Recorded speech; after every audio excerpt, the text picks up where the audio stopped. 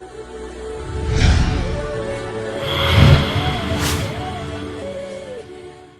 guys, it's BamDanUK, and today I've got an overview of the Coolermaster 690 case today, and I'm just going to be going over, the main features of this case. So first of all, you've got four 5¼ inch drive bays for your optical drives, etc. This also pops off very easily. Just swivel it over. Pops off, and you have the option to mount a 140mm fan here. I've swapped the stock out for a Be Quieter fan, as obviously they're a lot quieter.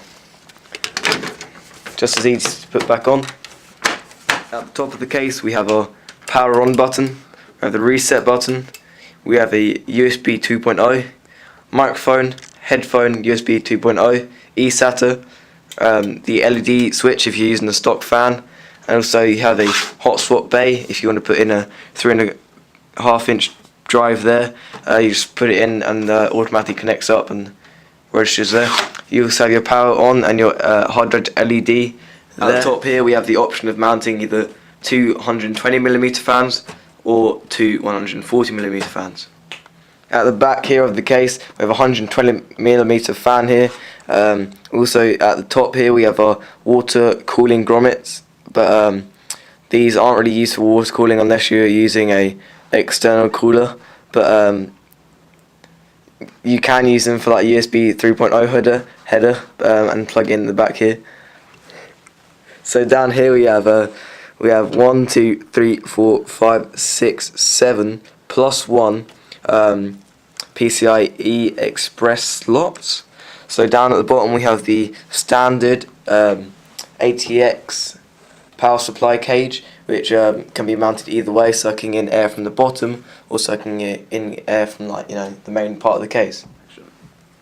On the side here we can mount either two 180mm, two 120mm, or two 140mm. This is removable by two thumb screws.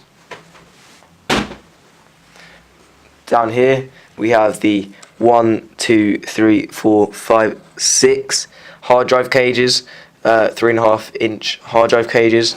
At the top one we have the option to install two 2½ inch SSDs. Here we have the tallest design for the 5¼ inch drive bays. Down here in my cable mess you can actually mount a 120mm fan to intake air from the bottom, or obviously to blow it out of the bottom.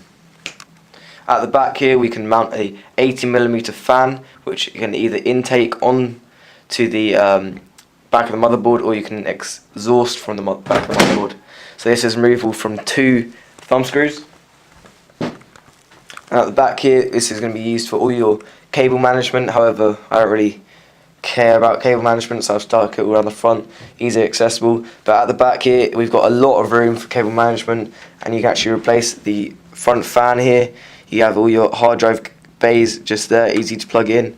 You've got all your front I/O header here, all the cables are all tied down together. You've got many holes for your cable ties, which you receive with the case.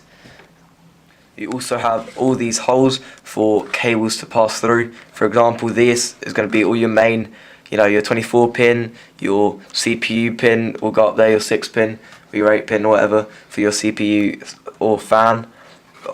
Through this one will usually be your SATA cables or whatever through there.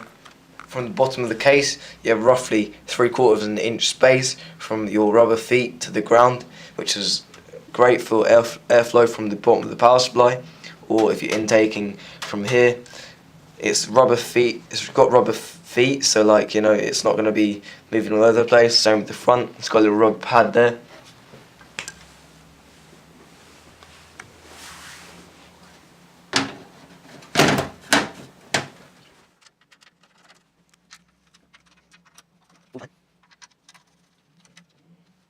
Thanks for watching this video on the Coolermaster CM690 Advanced 2 case.